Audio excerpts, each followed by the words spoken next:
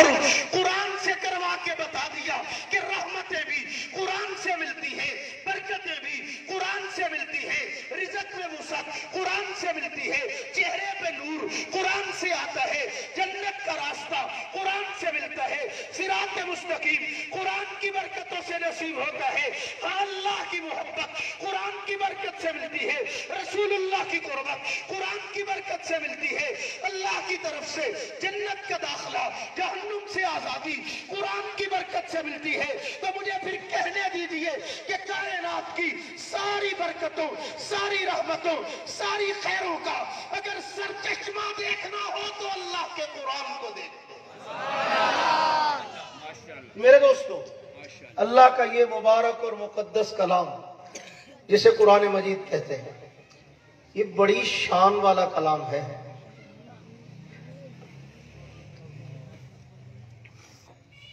تھوڑی سی توجہ آپ کی چاہوں گا تاکہ آپ کو میں بات سمجھا سکوں۔ اللہ تعالیٰ نے پہلے اپنے حبیب کو کائنات میں بھیجا، پھر اللہ نے قرآن کو بھیجا۔ ترتیب سمجھیے ذرا۔ اگر حضور کے بغیر قرآن سمجھ آتا تو اللہ اکیلا قرآن مجید بھیجتے کہ لو بھئی فلاں درخت پہ، فلاں پہاڑ پہ، فلاں چوٹی پہ پڑا ہوا ہے، جاؤ اٹھاؤ اور جا کے پڑھ لو، فائدہ حاصل کر لو۔ لیکن ایسا نہیں ہوا۔ اللہ کے عالم نے قرآن کو بھیجنے سے پہلے صاحب قرآن کو بھیجا۔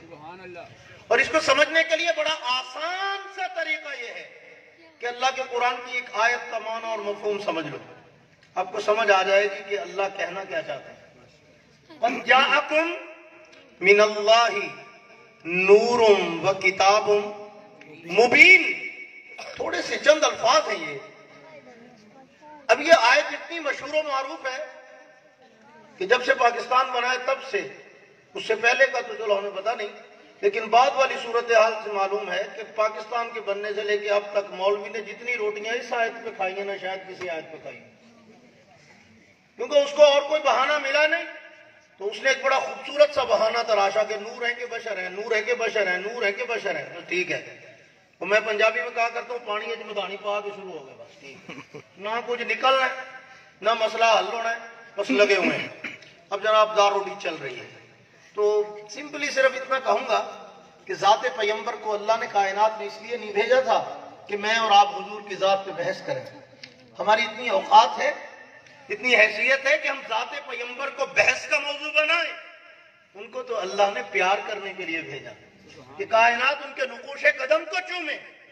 تو آئیے میں آپ کو ایک مختصر سے انداز میں یہ بات سمجھانے کی کوشش کرتا ہوں کہ قرآن کو سمجھنے کا معیار کیا ہے، قرآن مجید کی عظمت کتنی ہے۔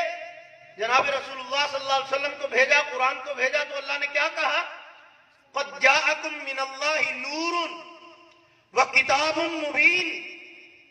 اب آپ کے پاس ہو ایک کتاب، کوئی بھی ہو، ناول ہے، رسالہ ہے، کتاب ہے، ڈائجسٹ ہے، کوئی بھی کتاب آپ کے پاس ہے، اگر آپ کے ارد گرد کے ماحول میں روشنی نہیں ہے تو آپ وہ کتاب پڑھ سکتے ہیں؟ اونچی آواز سے سارے بولو بھی نہیں تو ایک ادھا پہ لطیفہ سنانا پڑے گا تمہیں بلان لی، میں کہنا جی بول پاؤ۔ وہ ایک جگہ نا مغرب کی اذان کا وقت ہو گیا، مؤذن صاحب ذرا لیٹ ہو گئے پہنچنے میں، تو اب وہ انہیں دائیں بائیں دیکھنے لگ گئے سارے کہ بھی مؤذن صاحب نہیں آئے۔ مؤذن بھی بندہ ہی ہوتا ہے یار، اس کی بھی کوئی مجبوری ہو سکتی ہے، لیٹ ہو گیا ہوگا کسی وجہ سے۔ اچھا اب جناب سارے ایک دوسرے کی طرف، مغرب کی اذان کا وقت بڑا کم ہوتا ہے، جلدی کلوزنگ ہو رہی ہوتی ہے، تو اتنا نہیں ہوتا کہ چلو 10 منٹ لیٹ بھی ہو جائے تو خیر ہے۔ اب وہ 2-4 منٹ انہوں نے دائیں بائیں دیکھا کہ مؤذن صاحب نہیں آئے اذان دینے کے لیے، تو انہوں نے دیکھا کہ گاؤں کے ایک چودھری صاحب ہیں، ان کا اللہ کے فضل سے چلا لگا ہوا ہے اللہ کے راستے۔ تو اب وہ چوری صاحب کو انہوں نے ماری کو نہیں، انہوں نے کہا چوری صاحب اب بانگ چا دیو ذرا۔ چوری صاحب نہیں کاری صاحب آندے انہوں نے رستے چ، بس 2 منٹ اور ویکھ لیا، 2 منٹ اور ویکھ لیا۔ وہ 2 منٹ بعد انہوں نے پھر کو نہیں ماری، انہوں نے کہا چوری صاحب بانگ چا دیو۔ انہوں نے کہا یار نہیں مولوی صاحب آئی جاندے نے ہونے 2 منٹ ٹھہر جاؤ۔ اچھا پھر ہوں جناب وہ تھوڑی دیر لنگ گئی نہیں آئے، انہوں نے کہا چوری صاحب اذان دے دیو۔ انہوں نے کہا یار گل ہے کہ اذان تو میں دے دیاں لیکن مینوں بڑی شرم آندی۔ انہوں نے کہا کیڑی گل تو؟ انہوں نے کہا لوکاں آکھنا مربیاں دا مالک ہے تے بانگاں پیا دیندا۔ تانوں مفتی صاحب نے بہاتا کرسیاں تے، تسی سارے چودھری ہو ماشاءاللہ، تو ہن تسی مولوی دے کہن تے سبحان اللہ آکھنی ہے بھلا؟ میں جو تانوں آکھاں کہو سبحان اللہ تے تسی بھلا کیوں نہیں آکھنی کہ لے اسی چودھری کرسی تے بیٹھے تے اسی سبحان اللہ کہی ہن مولوی دے کہن تے تہاڈی سبحان اللہ کہڑا میں نال لے جانی اللہ دے بندے کہو بلند آواز سے مل کے سارے سبحان اللہ اور بلند آواز سے سارے مل کے یہ جو بیٹھے ہیں یہ سارے ماشاءاللہ کر لو اتفاق کسے گل تے ہولی ہولی ہوئے گا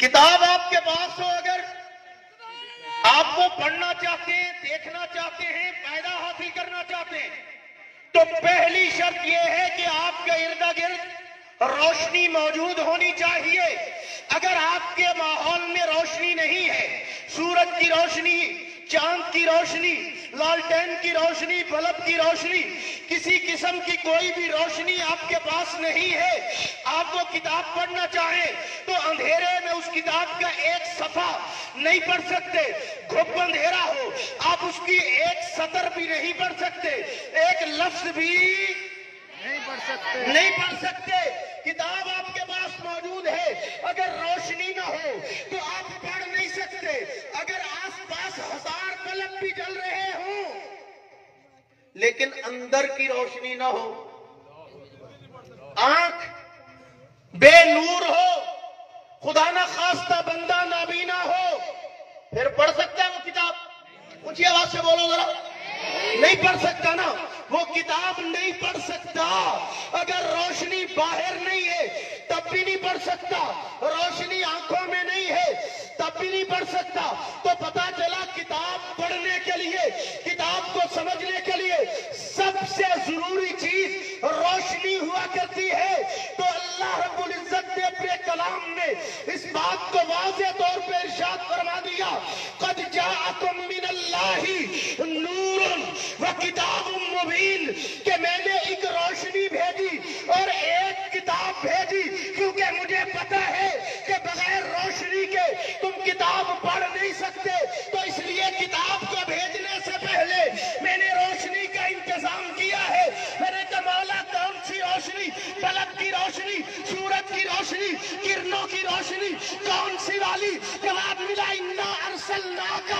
شاہدا ومبشرا ونذیرا وداعیا الی اللہ باذنہ وسراجا منیرا میں نے مصطفیٰ کی سنت کی روشنی سیرت کی روشنی سنت کی روشنی اسوہ حسنہ کی روشنی پہلے بھیجی ہے تاکہ تجھے قرآن پڑھنا آ جائے قرآن سمجھنا آ جائے قرآن سیکھنا آ جائے بغیر روشنی کے دنیا کی کتاب نہیں پڑھ سکتا مصطفیٰ کی سیرت والی روشنی کے بغیر تو قرآن بھی نہیں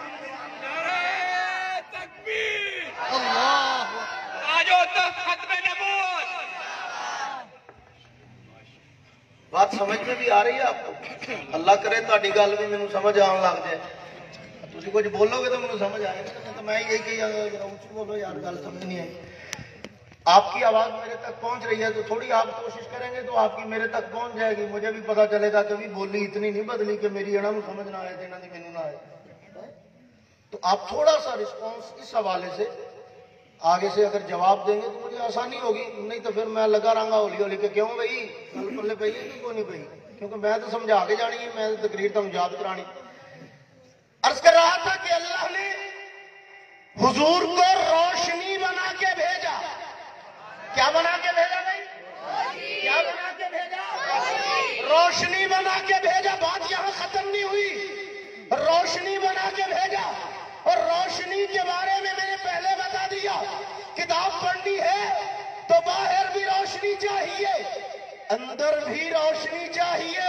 پھر کتاب پڑھی جا سکتی ہے تو مصطفیٰ ہے روشنی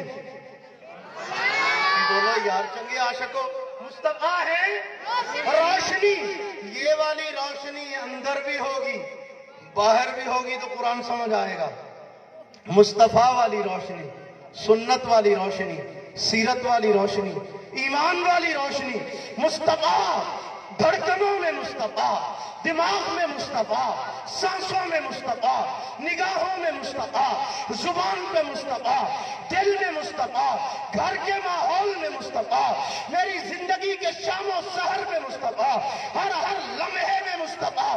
جب آمنہ کے لال کی سیرت طیبہ کو اتنا اپنے اندر اپنا لوگے، اتنا اپنی زندگی میں جگہ دے دو گے، تو قرآن کا ایک ایک لفظ تمہارے لیے ہدایت بن جائے گا، ایک ایک لفظ تمہارے لیے جنت کا راستہ دکھائے گا، ایک ایک لفظ تمہارے لیے ہدایت کی روشنی اور کنڈیل بن جائے گا۔ میرے محبوب کو اللہ نے روشنی بنا کے بھیجا ہے تاکہ زمانے کو اللہ کے قرآن سے ہدایت ملے، رحمت ملے، برکتیں ملے۔ حضور آئے دنیا میں قرآن پڑھانے کے لیے، خالق نے کہا میں نے قرآن پڑھایا، الرحمن علم القرآن، رحمان نے قرآن سکھایا۔ سیدنا حضرت ابراہیم علیہ السلام کہہ رہے ربنا وبعث فیہم رسولا منہم یتلو علیہم آیاتک ویعلمہم الکتاب والحکمت ویزکیہم۔ مولا نبی وہ چاہیے جو آ کے قرآن پڑھائے۔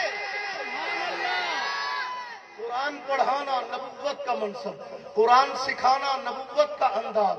خود حضور نے اپنا تعارف ان لفظوں میں کروایا، انما بعثت معلما، میں تو آئے استاد بن کے ہوں، میں تو آئے پڑھانے کے لیے ہوں۔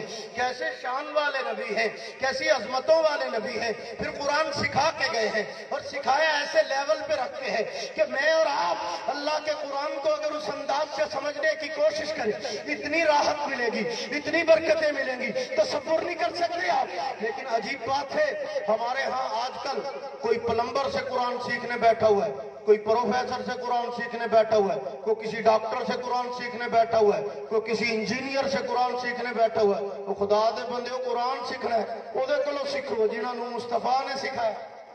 سمجھو اس کا راستہ ہو، پتہ ہو، اس نے فلاں سے پڑھا، فلاں نے فلاں سے پڑھا، اس نے آگے اپنے استادوں سے پڑھا، اس نے تابعین سے پڑھا، اس نے تبع تابعین سے پڑھا، تبع تابعین نے تابعین سے پڑھا، انہوں نے صحابہ سے پڑھا، صحابہ نے جناب رسول اللہ سے پڑھا، اور جناب رسول اللہ نے خود اللہ سے پڑھا۔ وہ جس کا کوئی آپس میں سلسلہ ہو، یہ سلسلہ تو صاحب یہ زنجیر کی کڑیاں جڑی ہوں، ان سے سیکھو قرآن، پھر تمہیں قرآن آئے۔ میں ایک جھلک دینے لگا ہوں تمہیں قرآن کے فہم کی کہ قرآن مجید کے اندر کیا ہے۔ آج ہمارے ہاں بڑی مایوسیاں پھیلی ہوتی ہیں، مایوس کرنے والے بھی بڑے، ڈرانے والے بھی بڑے، پاؤں سے نکالنے والے بھی بڑے، کوئی زمینی پیروں سے کھینچ لیتا ہے، عجیب عجیب آپ کو لوگ ملیں گے۔ لیکن اگر آپ اللہ کا قرآن پڑھیں، قرآن آپ کو حوصلہ دیتا ہوا نظر آئے، حوصلہ دیتا ہوا۔ میں ایک مثال دینے لگا ہوں، بڑی عجیب سی مثال ہے، سورۃ طٰہٰ ہے۔ اللہ رب العزت وہاں پہ ایک واقعہ بیان فرما رہے ہیں کہ اللہ نے دو نبیوں کی تشکیل فرما دی۔ تشکیل سمجھتے ہو؟ تبلیغ والے تو بڑی اچھی طرح سمجھتے، تشکیل کیوں کرنا۔ دو نبیوں کی اللہ نے تشکیل فرما دی۔ کون کون سے دو نبی؟ حضرت سیدنا موسیٰ علیہ السلام اور حضرت ہارون علیہ السلام۔ ان دو نبیوں کی اللہ نے تشکیل فرمائی اور کہا کیا؟ فَاذْهَبَا إِلَىٰ فِرْعَوْنَ، کہ تم دونوں نا فرعون کے پاس جاؤ۔ کہاں جاؤ؟ سوات نہیں جاؤ، فرعون کے پاس جاؤ۔ فَاذْهَبَا إِلَىٰ فِرْعَوْنَ، اللہ کے مقابلے میں کھڑے ہو کر انا ربکم الاعلیٰ کا دعویٰ کیا ہے۔ اس نے خالق کو للکارنے کی جسارت کی ہے، اس نے اللہ کی ربوبیت اور الوہیت پہ حملہ کیا ہے، اس نے اللہ کی ردائے کبریائی کو کھینچا ہے، اس نے اپنے آپ کو کائنات کے خالق و مالک کے مقابلے میں لا کے کھڑا کر لیا ہے۔ باغی ہے وہ، سرکش ہے وہ، بدمعاشی کی ہے اس نے، بہت بڑی جسارت کی ہے۔ فَاذْهَبَا إِلَىٰ فِرْعَوْنَ إِنَّهُ طَغَىٰ، اس نے سرکشی کی ہے، اس نے بغاوت کی ہے۔ جاؤ اس کے پاس، دونوں چلے جاؤ۔ چلے جاتے کرنا کیا ہے؟ توجہ، قرآن کا اسلوب سمجھیے، انداز سمجھیے، اس انداز سے قرآن کو پڑھنے، سمجھنے اور سیکھنے کی کوشش کیجیے۔ قرآن کیا کہہ رہا ہے؟ فرمایا فَقُولَا لَهُ قَوْلًا لَيِّنًا، فرمایا دونوں جا کے اس سے بات کرو، لیکن بات ذرا نرم لہجے میں کرو۔ کس سے کرنی ہے؟ بات کس سے کرنی ہے بنا؟ فرعون سے. تو مولوی تو کہتا جا کے سر پاڑ دے. ہمارے یہاں تو یہ ہوتے کوئی اتنی بڑی گستاخی تو سر پاڑو جا کے, پکڑ لو اس کو, اس نے اتنی بڑی گستاخی کی ہے, زندہ رہنے کے قابل نہیں ہے. اللہ کیا کہہ رہے ہیں؟ فَقُولَا لَهُ قَوْلًا لَيِّنًا, نرم لہجے میں بات کرنا. قَوْلًا لَيِّنًا لَعَلَّهُ يَتَذَكَّرُ وَهُ يَخْشَىٰ. پتا تو ہے میرے رب کو کہ ازلی بدبخت ہے یہ, لیکن پھر بھی امید کی ایک کرن باقی رکھوائی. فرمایا کہ جا کے اس کو دعوت دو, اس کو کہو اللہ سے ڈراؤ, اللہ کا تعارف کراؤ. ہو سکتا ہے یتذکر و یخشیٰ, سمجھ ہی جائے, کوئی خوف آ ہی جائے. فرعون کو دعوت دی جا رہی ہے اور اللہ دلوا رہے ہیں, اور نرم لہجے میں دلوا رہے ہیں.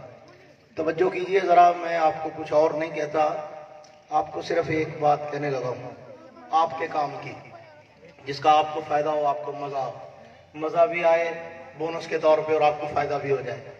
کہ آپ یہ آیت جب پڑھیں نا, اس کا معنی مفہوم جو میں نے عرض کیا ہے اس کو ذہن میں رکھیں. فَقُولَا لَهُ قَوْلًا لَيِّنًا لَعَلَّهُ يَتَذَكَّرُ وَهُ يَخْشَىٰ, کہ جو رب کے سامنے بغاوت کرنے پہ اتر آیا, رب نے کہا اس سے نرمی کرنا, نرمی سے بات کرنا, نرمی سے معاملہ کرنا. مولا یہ تیری کبریائی کو للکار کے مقابلے میں آ جائے تو اس سے اتنی نرمی کا معاملہ کرتا ہے. ہم جتنے بھی گناہگار سہی سجدے میں سر رکھ کے کہتے ہیں سبحان ربی اللہ, سبحان اللہ.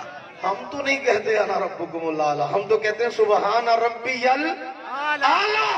تو جب انا ربکم الاعلی کہنے والے کے لیے تیرا پیمانہ اتنی نرمی کا ہے, تو سبحان ربی الاعلی کہنے والے کے لیے کتنے پیار کا پیمانہ ہوگا. اس کے ساتھ آپ کی شفقتوں کا عالم کیا ہوگا, اس کے ساتھ اپنی محبت کا انداز کیا ہوگا. تو خلاق عالم نے اپنے حبیب پیغمبر کو دنیا میں بھیجا قرآن دے کر. خلاق عالم نے اپنے حبیب کے قلب اطہر پہ قرآن اتارا اور دے کر پوری امت کے لیے اتنا بڑا انعام اور اتنا بڑا تحفہ بھیج دیا کہ قیامت کی صبح تک کے لیے رسول اللہ کا یہ معجزہ, اللہ کا یہ دیا ہوا تحفہ انسانیت کی ہدایت کا سامان بھی کرتا رہے گا, رحمتوں کا سامان بھی کرتا رہے گا, برکتوں کا سامان بھی کرتا رہے گا. اور آج قرآن پکار پکار کے کہہ رہا ہے کہ افسوس ہے قرآن تیرے چاہنے والے نہ رہے, جن ستاروں کا تو چاند تھا وہ ستارے نہ رہے. آج قرآن تو ہے, قرآن پڑھنے والے نہیں, قرآن تو ہے, قرآن سیکھنے والے نہیں, قرآن تو ہے, قرآن کو سینے لگانے والے نایاب ہوتے چلے جا رہے ہیں. جبکہ قرآن وہ ہے جو کبھی بے وفائی نہیں کرتا. یاری قرآن سے لگا, زندگی میں بھی عزتیں, قبر میں بھی عزتیں, حشر میں بھی عزتیں, جنت میں بھی عزتیں, اللہ کی نظر میں بھی اعلیٰ, خدا کی نظر میں بھی اعلیٰ, مصطفیٰ کی نظر میں بھی اعلیٰ. میرے دوستو توجہ سے ایک بات سنیے ذرا, میں آپ کو ایک بڑی اہم مثال سے ایک بات سمجھانا چاہتا ہوں. کچھ چیزیں ایسی ہوتی ہیں جو فطری اور نیچرل طور پر کسی دلیل کی محتاج نہیں ہوتی, فطرت کا تقاضا ہوتی ہیں, نیچرل ہوتی ہیں, اس کو ہر بندہ سمجھتا ہے. اس کے لیے کافر مسلمان چھوٹا بڑا اپنا بیگانہ پڑھا لکھا ان پڑھ سارے برابر ہوتے ہیں, بڑی آسانی سے سمجھ جاتے ہیں. تو سادی اور جھٹکی سی مثال دینے لگا ہوں. اللہ رب العزت نے دنیا کی ہر چیز کی گروتھ اور اس کی ترقی کو توجہ کے ساتھ جوڑا ہے. کس سے جوڑا ہے؟ توجہ سے. بڑی عجیب بات کہنے لگا ہوں, مولوی کی تقریر کو بھی آپ کی توجہ کے ساتھ ہی جوڑا ہوا ہے. یہ بھی آپ کی جتنی توجہ ہوگی اور جتنا آپ ماشاءاللہ رسپانس آگے سے سمجھنے کا مجھے فراہم کریں گے تو مجھے بات کرنے میں اتنی آسانی ہو جائے گی. اللہ نے کائنات کی ہر چیز کو توجہ کے ساتھ جوڑا ہے. جس چیز کو جتنی توجہ ملے گی وہ اتنی پھلے پھولے گی, اتنی ترقی کرے گی, اتنی اس میں بڑھوتری ہوگی, اتنا اس میں اضافہ ہوگا, اتنی اس میں خیر ہوگی. اور جس کی طرف سے جتنی توجہ ہٹتی چلی جائے گی اتنی اتنی اتنی اتنی اس کی ترقی اور اس کی گروتھ کم ہوتی چلی جائے گی. پریشان نہیں ہونا بھائی, اکیلا پھاڑ لو جڑا درمیان تے لگیا ہے بس.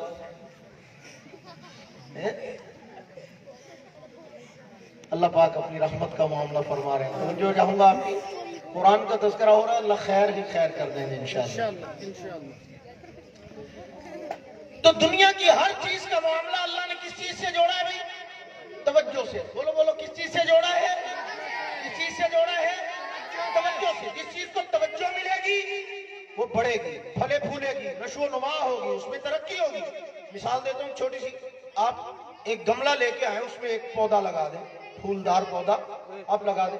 اگر آپ اس کا روز حال پوچھیں, اس کو جناب اس کی مٹی کو نرم کریں, اس کو ضرورت کا پانی دیں, اس کی دھوپ چھاؤں کا خیال رکھیں, اس کو اچھے انداز سے اس کی کیئر کریں, نتیجہ کیا ہوگا؟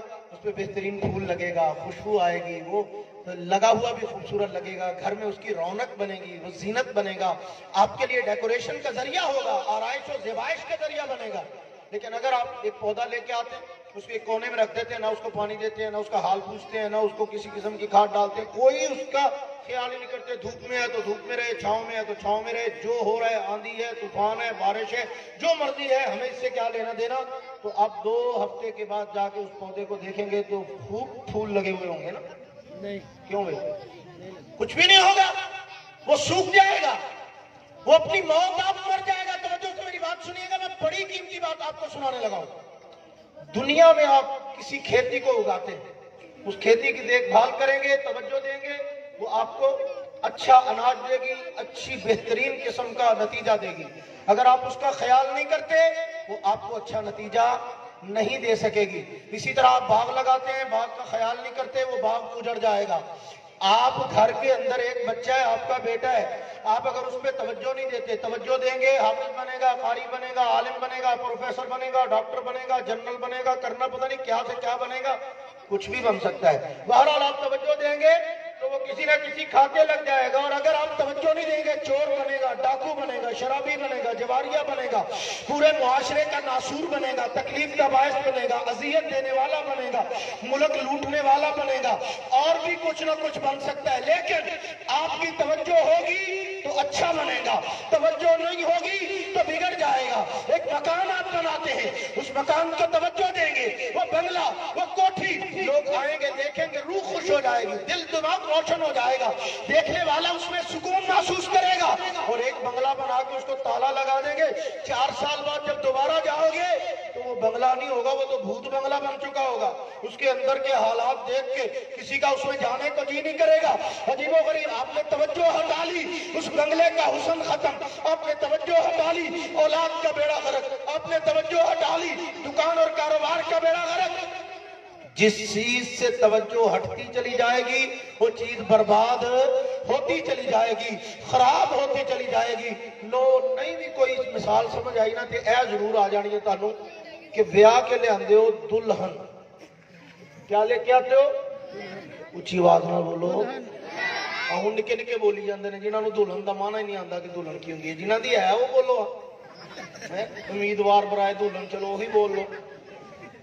دلہن بیاہ کے لاتے ہو آپ گھر میں, دلہن کو لے کے آتے ہو ماشاءاللہ, اور اس کو آگے پہلا خطبہ دیتے, میرے ماں پیو کی خدمت کرنی ہے, ہاں شکایت نہیں آنی چاہیے. سبحان اللہ, پتہ نہیں کہڑے پاگل نے تینوں کورس کرایا گیا, کس نے بتایا کہ دلہن اس لیے لے کے آتے ہیں کہ محلے والوں کی خدمت کرنی.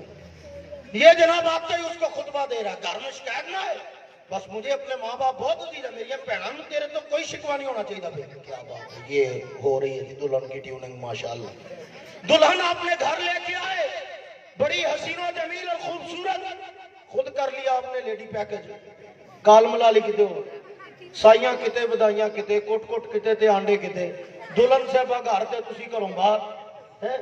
جب یہ حالات ہوں گے تو نتیجہ کیا ہوگا؟ تھوڑے دن گزریں گے وہ دلہن چڑیل بن جائے گی. کیا بن جائے گی؟ ناراض نہ ہونا, صحیح کہہ رہا ہوں. نہ وہ بال سنوارے گی, نہ رنگ روپ نکھارے گی, نہ اچھی طرح اپنی کیئر کرے گی, نہ اچھا لباس پہنے گی. تو کہے کہ کیوں نہیں پہنتے ہو, کہ کس کے لیے پہنو, خاوند کے لیے کرتے نا بناؤ سنگار, ان کے پاس تو وقت ہی نہیں ہے میرے لیے, وہ تو میرے پاس بیٹھتے نہیں, وہ تو مجھے توجہ نہیں دیتے, مجھے ٹائم ہی نہیں دیتے, میری طرف دیکھتے نہیں, کبھی میرے حسن کی تعریف نہیں کی, میں اچھے کپڑے پہنوں انہوں نے ایک لفظ نہیں کبھی بولا, جس دن سرخی پاؤڈر لگا لوں ان کو کوئی بھی توفیق ہی نہیں ہوئی, کوئی 2 لفظ بھی بول دیں, ان کو فرصت ہی نہیں ہے. تو نتیجہ کیا ہوگا؟ وہ اچھی بھلی خوبصورت دلہن آپ کی عدم توجہ کی وجہ سے اس کا حسن، اس کی جوانی، اس کی رعنائی، اس کی تمام تر خوبیاں مانگ پڑ جائیں گی۔ اور اگر آپ دیں توجہ، اس کو وقت دیں، اس کا خیال رکھیں، اس کو عزت دیں، اس کو تکریم دیں، اس کو انسان سمجھیں، جو رسول اللہ صلی اللہ علیہ وسلم نے سکھایا خیرکم خیرکم لأہلی، اللہ کے پیغمبر کے فرمان کو ذرا غور سے پڑھو اور سنو، تمہیں پتہ چلے جناب رسول اللہ نے معاشرت اور اپنے گھر کے اخلاقیات کے معاملے میں کتنی بڑی بنیاد قائم کی ہے۔ آج پورے پاکستان سے ووٹیں لینے نکلتے ہو اور جناب پوری دنیا کو کہتے ہو میرے ساتھ چلو، اور لوگوں کو دکھاتے ہو محلہ میرے ساتھ ہے، خاندان میرے ساتھ ہے، برادری میرے ساتھ ہے، قوم میرے ساتھ ہے، قبیلہ میرے ساتھ ہے، علاقہ میرے ساتھ ہے، فلاں میرے ساتھ ہے، فلاں میرے ساتھ ہے، وہ بھی میرے ساتھ ہے، یہ بھی میرے ساتھ ہے۔ اللہ کے حبیب فرماتے ہو ہزاروں ووٹیں لے کے آنے والے ان سب کی رائے کی کوئی حیثیت نہیں ہے، یہ بتا کہ تیرے گھر والے تیرے حق میں گواہی دیتے ہیں کہ نہیں دیتے؟ اللہ کے پیغمبر نے فرمایا خیرکم خیرکم لأہلی وانا خیرکم لأہلی ہی، فرمایا کہ سب سے بہترین بندہ وہ ہے جس کے گھرانے والے اس کو بہتر سمجھیں، اور میں اپنے گھرانے والوں کے لیے سب سے زیادہ بہترین۔ جناب رسول اللہ صلی اللہ علیہ وسلم اپنے گھرانے کے لیے بہترین۔ اب توجہ کیجیے ذرا، توجہ چاہیے۔ آپ نے توجہ نہیں دی، مسلمان پڑ گیا، اور اگر توجہ دی تو ہم اپنے گھرانوں میں دیکھتے ہیں، اپنے قریبی رشتہ داروں میں دیکھتے ہیں، ایسی خواتین موجود ہیں 6 بچے ہوتے ہیں، 20 سال شادی کو ہو چکے ہوتے ہیں، جس دن دلہن بنی تھی اس دن سے لے کے 20 دن کے بعد والے دن میں کوئی فرق ہی نہیں ہے۔ سارا کچھ اللہ نے ویسے کا ویسے، اسی طرح اللہ رب العزت نے رعنائی کو باقی رکھا، خوبصورتی بھی باقی، صحت بھی باقی۔ وجہ کیا ہے؟ کہ خیال بہت کرتے ہیں، کیئر بہت کرتے ہیں، بڑے لونگ، بڑے کیئرنگ میرے شوہر ہیں۔ سبحان اللہ، قسمت والوں کو ملتے ہیں، اللہ سب کو نصیب فرمائے، کہو آمین۔ اسی کیوں کہنا آمین، وہ کہنا بچاریاں جنہوں نے چاہیے۔ اب جس کو توجہ نہیں ملی وہ خراب ہو گئی، جس چیز کو توجہ نہیں ملی وہ بیکار ہو گئی۔ آپ دکان پہ نہیں بیٹھتے، نہیں توجہ دیتے، دکان خراب۔ آپ کسی کاروبار کو توجہ نہیں دیتے، وہ کاروبار کا بیڑا غرق۔ اب جس چیز کا خیال نہیں رکھیں گے وہ چیز خراب ہو جائے گی۔ یہ کائنات کا متفقہ پکا ٹھکا ضابطہ اور قانون ہے۔ میری بات کو ذرا غور سے سنیے، میں بات کو سمیٹنے کی طرف لا رہا ہوں۔ یہ کائنات کا پکا ٹھکا ضابطہ ہے کہ جس کو توجہ ملے گی وہ باقی رہے گی، زندہ رہے گی، اس کے اندر گروتھ ہوگی، اس میں رعنائی ہوگی، اس میں آرائش ہوگی، اس میں زیبائش ہوگی، اس میں خوبصورتی ہوگی۔ اور جس کو توجہ نہیں ملے گی اس کا بیڑا غرق ہو جائے گا۔ قرآن مجھے کہتا ہے فاروقی ٹھہر ذرا ان کو بتا کے جانا کہ ایک چیز ہے ایسی، ایک چیز ہے ایسی جو تمہاری توجہ کی محتاج نہیں ہے۔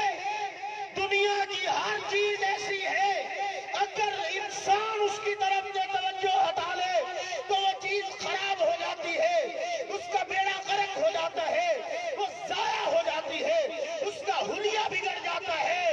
قرآن کہتے ہیں فاروقی ظفروال کے رہنے والوں کو بتا کے جانا، قرآن وہ واحد کتاب ہے، قرآن وہ واحد کتاب ہے جو تمہاری توجہ کی محتاج نہیں ہے، جو تمہاری توجہ کی محتاج نہیں ہے کہ تم قرآن کی طرف توجہ رکھو گے تو قرآن باقی رہے گا، اگر توجہ ہٹا لو گے تو قرآن ضائع ہو جائے گا۔